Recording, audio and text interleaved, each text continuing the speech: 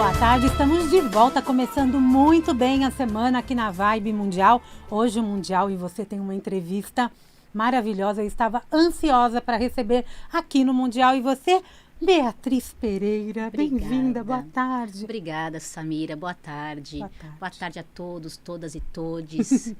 Uma satisfação, uma honra, uma alegria estar aqui com você. Um prazer te receber, viu? Muito obrigada. Vou explicar para vocês quem é a Bia. Ela é astróloga e ela diz que é astróloga porque é encantada pelo céu.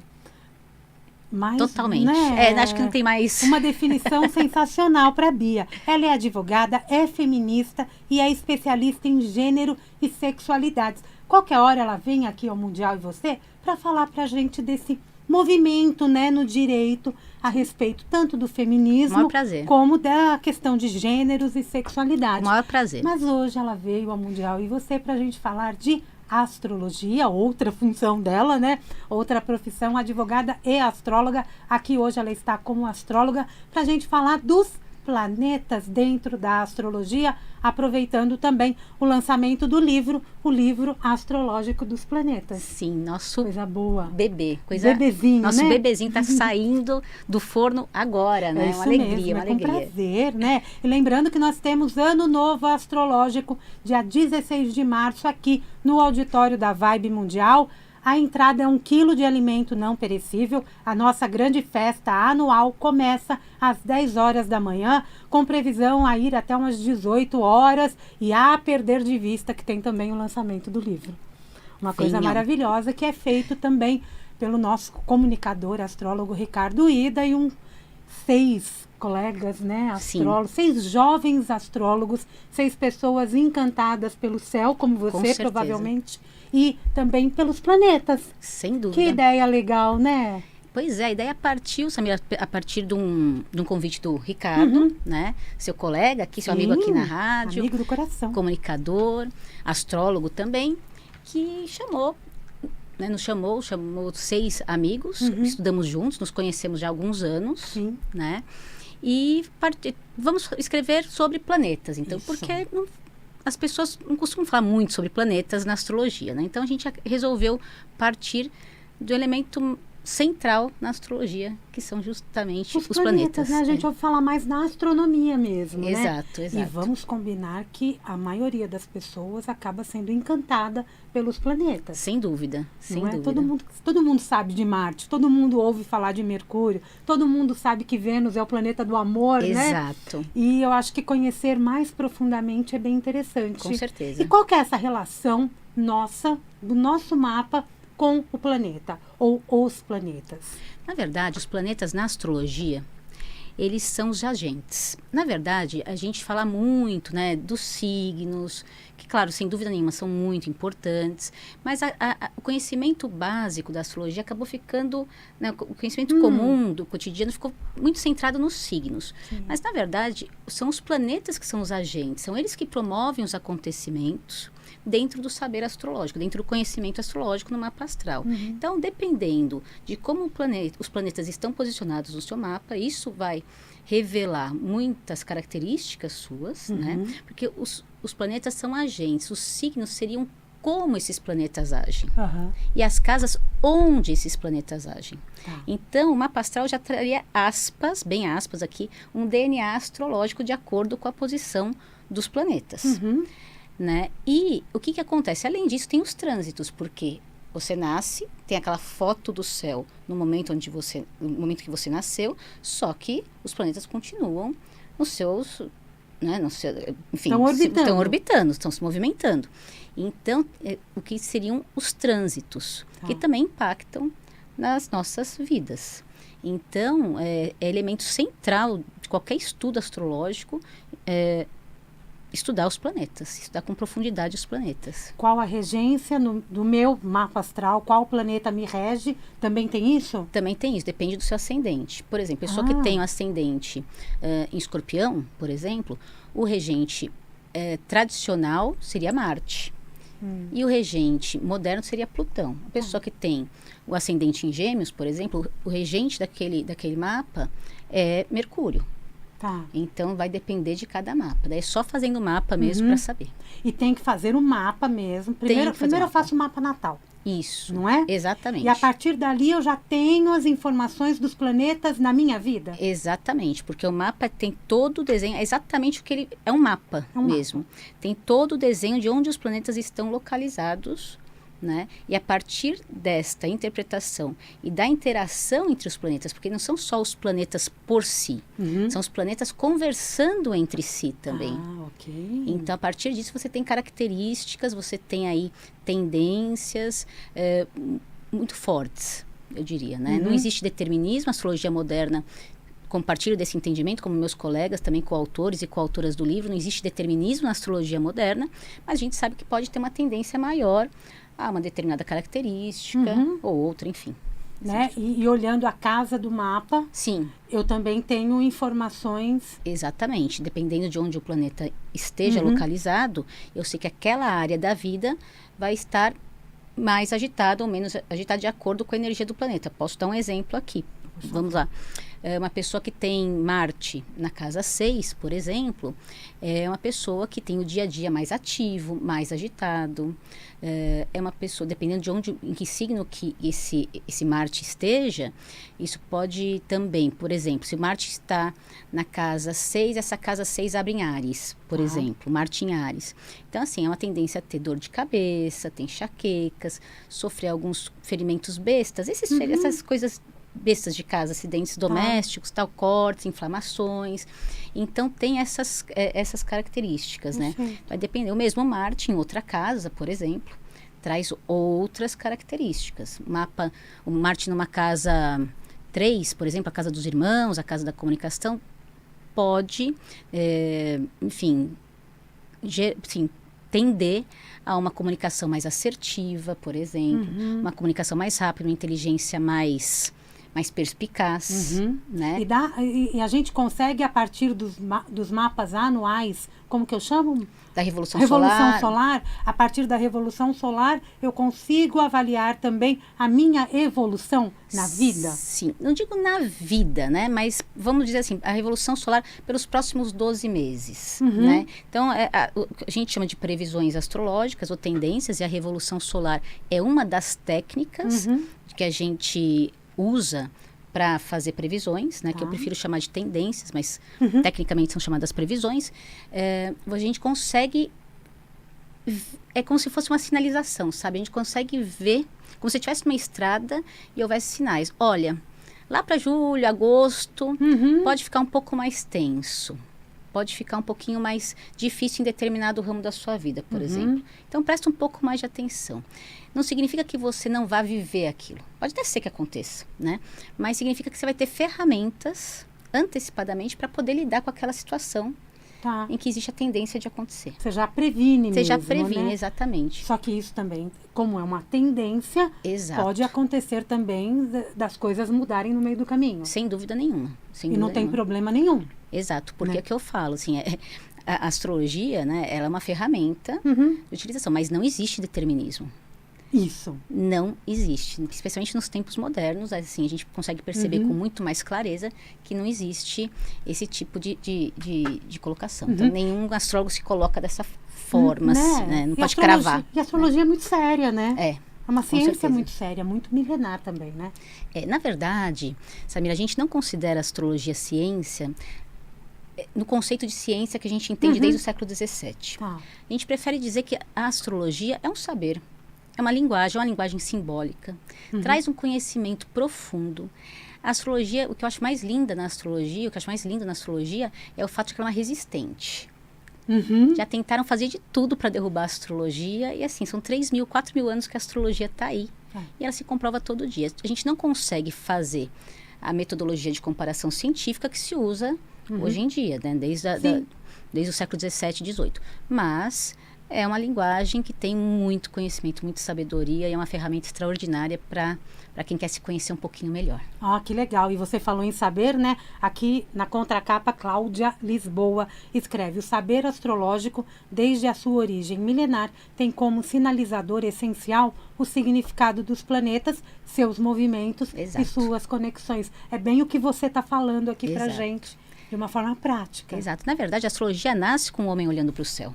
Ela não nasce nos signos. Ela não nasce, Sagitário, Gêmeos, Capricórnio. Não, ela nasce Vênus, Marte, Júpiter, que não eram, né, chamados ainda, né, com os nomes greco-romanos, mas a astrologia nasce com o homem olhando para o céu, com a observação de que começa pela Lua, por exemplo, as plantações, as marés, e aí são milênios olhando para o céu. É assim que a astrologia nasce, através dos planetas. Por isso, nada mais justo do que um livro dos planetas. E nunca se falou tanto em planetas como agora com o Instagram, né? Que tem vários perfis aí que mostram pra gente, ali é Vênus, ali é Marte, ali tem uma conjunção Sem tal. dúvida, sim. E a gente só acha bonito, né? Mas é Exato. interessante poder entender o que isso fala com a gente. Exato, a carga simbólica Isso. e a sincronicidade que existe entre os planetas, né?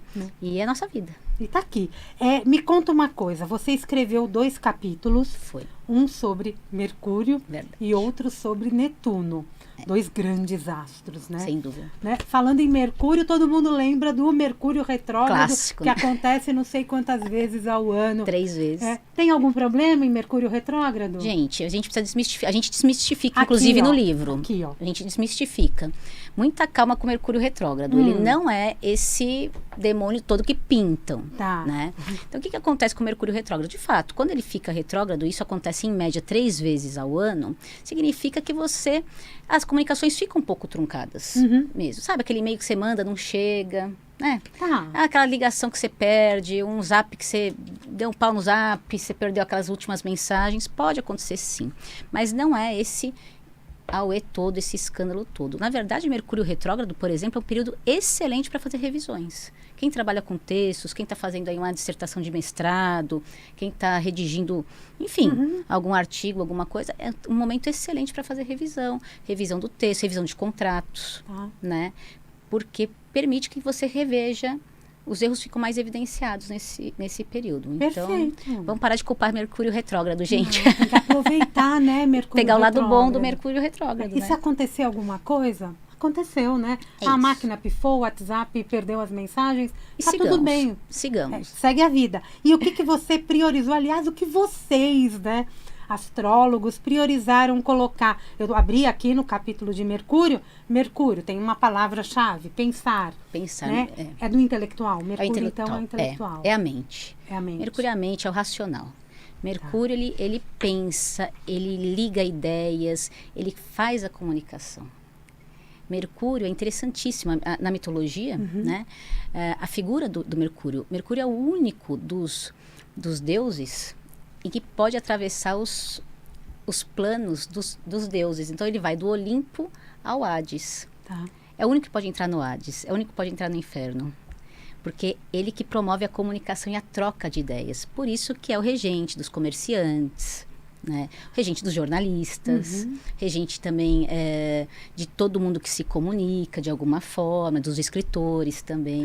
Essa que é a importância do Mercúrio. E aqui você conta, né, a história do Deus. Sim. A gente E aqui fala tem Mercúrio, vias positivas e negativas, mensageiro dos deuses ou fofoqueiro de plantão. Pois é, né? Mal aspectado no mapa, o Mercúrio traz essa característica não tão nobre, na verdade, mas assim, todos os planetas trazem características boas e ruins. A partir da consciência que a gente vai trabalhando melhor, né? Então, um aspecto um pouco complicado do nosso amigo Mercúrio é justamente a fofoca. E a leviandade mesmo, de passar para frente informações que não foram checadas. E nos dias de hoje, né, as famosas fake news.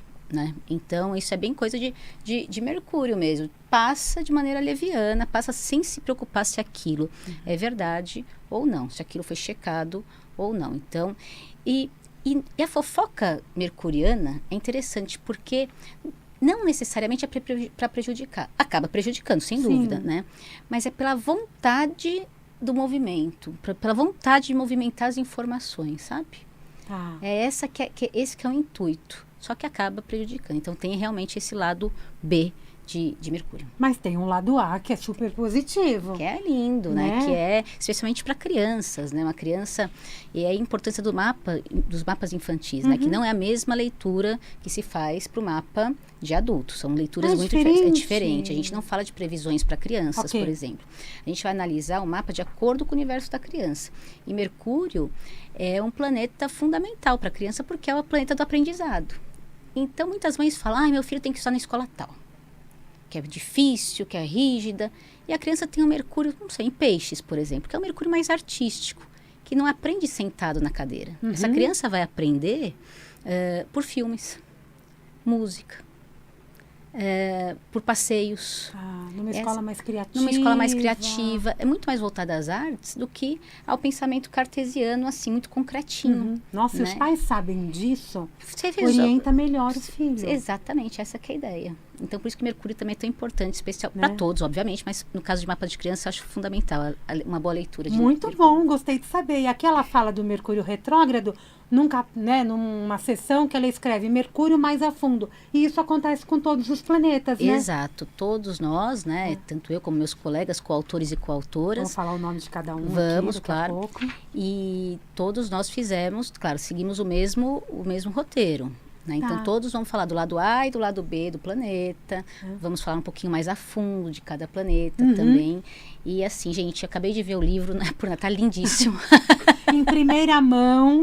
Acabei de ver o filho, não, ele lindo, tá incrível tá lindo, mesmo. E tá sabe lindo. o que é legal? Que não só Mercúrio, mas todos os outros planetas, você também coloca quais são as características dentro de cada signo e dentro de cada casa da mandala astrológica. Exato. A gente fez isso como roteiro básico, com todos, né? Todos os planetas. A gente fez isso como roteiro básico para dar uma dimensão, para dar uma orientação para quem for, né, ler, querer se aprofundar um pouco mais. É óbvio que isso não dispensa a leitura de um mapa mais a fundo, mas já dá um bom norte para o leitor e para a leitora que queira se interessar, né? Sim. Assim, enfim, entender um pouquinho mais como os planetas funcionam. É bem mais profundo mesmo, né? Dentro das características do mapa. Porque eu vou lá, eu tenho o meu mapa, eu tenho todas as informações, tá lá guardado, mas se eu for olhar exatamente, no livro eu consigo pegar as informações que me interessam. Exatamente, consegue. Muito bom, você pode fazer isso para todo mundo. Consegue. Aí depois você falou de Netuno,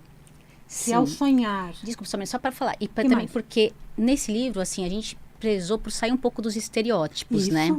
E a gente gosta de memes, brincadeiras, tudo bem, mas assim, quando a gente só fica também nessa linha, só nessa camada dos memes, isso acaba estereotipando muito, né? Todo taurino é guloso? Não, gente, né? Todo pisciano viaja? Não, também. Então, esse livro também veio aqui para trazer um pouco, para quebrar esses estereótipos, para ver que, né, é engraçado, é interessante, acho bacana, mas a astrologia é muito mais profunda que isso, né? E todos nós temos todos esses signos dentro do nosso mapa. Exato. Então não adianta falar mal de Áries, porque eu também tenho Áries. Tem, todos os planetas também a gente tem no mapa. Isso então, aí, todos os planetas e todos os signos do zodíaco. É bonito falar zodíaco, né? Não é? Aí me fala do Netuno sonhar.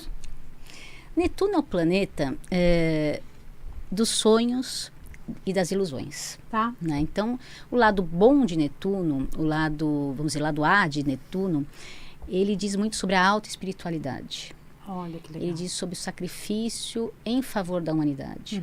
Ele diz também sobre o sonhar, a inspiração divina mesmo. Né? Não é aquele sonhar imediato. É aquele sonhar muito lá na frente, sabe? De algo muito maior, muito envolvente. É o oceano. Netuno é o oceano. Bom, é o regente, né? Netuno é o regente dos oceanos. Então, é aquele que abarca os sonhos para a humanidade inteira. Né? Agora, como todo planeta, como já disse, tem o lado B. Né? E o lado B de Netuno é que ele traz aí aspectos de muita ilusão, de fraudes, mentiras. É muito fácil se enganar quando o Netuno não está bem aspectado no seu mapa. Então, pessoas que têm Netuno bem aspectado no mapa, né, têm uma tendência a ter uma espiritualidade mais elevada, mais consistente, mais sólida, a ter fé. Né? Então, um aspecto muito importante de Netuno é a fé mesmo, né?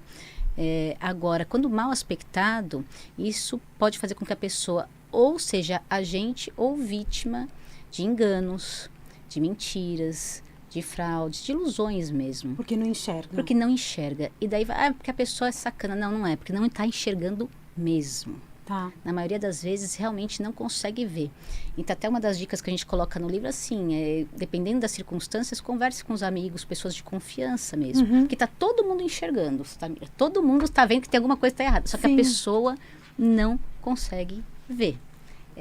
Essa é a característica netuniana que é difícil mesmo de lidar, não é fácil. Né? Então tem no mapa astral, né? No mapa natal. Tem. Então aquilo vai a vida toda com aquela pessoa, mas também tem os aspectos da Revolução Solar. Tem os aspectos dos trânsitos, dos trânsitos, exato, do trânsito de Netuno. Enfim, dependendo de onde pega, em que casa que pega e como ele fica aspectado, pode trazer um período da vida em que você fica mais ou iludida, ou mais facilmente ludibriada, com potencial maior de ser ludibriada e cair em enganos. É possível que isso aconteça. E quais os outros planetas que nós temos aqui? Nossa, a gente falou de todos, Falou, né? Tem o Sol. Tem o Sol, e tem a Lua. Né, o Sol foi escrito pela Adriele, tá lindíssimo o capítulo do Sol. Foi escrito por uma leonina, não é verdade? É. Demais, Adriele assim. vem aqui também, vamos trazê-la. Então vou deixar... Né? Mas é bom falar, né? Né? A Lua foi escrita pelo Marcelo, querido, que já teve aqui também. Com o Ricardo. Né, que teve com o Ricardo. Na sequência foi Mercúrio, que fui eu que escrevi, depois Vênus, que tá uma poesia, o capítulo de Vênus tá lindíssimo, Samira. Amar. A Maria Fernanda fez um trabalho, assim, lindíssimo nesse capítulo de Vênus. Você lê com gosto mesmo, sabe? Você sai desse capítulo, né? Que delícia. Quero trazer todos aqui, já sabe, Espero né? Tem o Marte. Daí tem Marte, que foi a Adriele também que escreveu. Na sequência tem Júpiter, que foi a Susan, queridona. Susan, uma querida, e escreveu sobre Júpiter, que ela tem o Júpiter super bem aspectado no mapa dela. Então, assim, ela não tinha ninguém melhor do que a própria Susan para escrever sobre Júpiter, né? Sobre expansão. Na sequência, Saturno, que foi o Lucas que escreveu, Lucas Nutti, que já teve aqui também. Capítulo belíssimo. Eu sou suspeita, gente, mas de verdade, tá tecnicamente muito bom esse livro. O Saturno tá, assim... uma beleza mesmo, super gostoso de ler. Na sequência vem Urano, que foi a Susan também, né? Tem os aspectos difíceis de Urano aí também para falar. Netuno, que eu escrevi, e Plutão, que também foi o Marcelo que escreveu. E o Ricardo, que foi o organizador do livro, que fez uma introdução lindíssima da astrologia, que é uma aula de astrologia que eu recomendo. Né? Que vale muito a pena ler a introdução. Normalmente a gente pula a introdução dos livros, né? Mas leiam a introdução. Leia a introdução, porque a introdução tá belíssima. Até e assim, para entender todo o restante. Exato, né? e tá uma aula de astrologia. Marcelo conseguiu sintetizar bem. O Ricardo conseguiu sintetizar bem lições interessantes de astrologia. Muito Acho bom. que vale E a Plutão? pena.